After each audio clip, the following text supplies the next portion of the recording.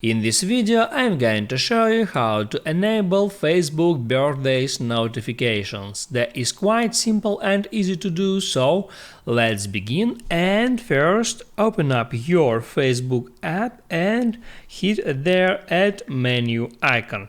Then scroll down and get into Settings and Privacy, and next hit on Settings.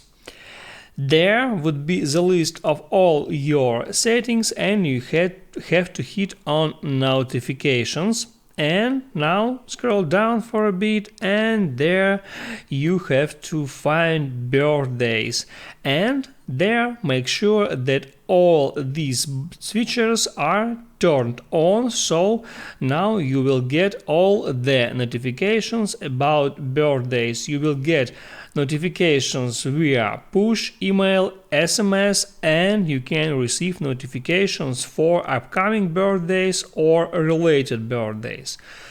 Actually, that's it. If this video helped you out, don't forget to like and subscribe.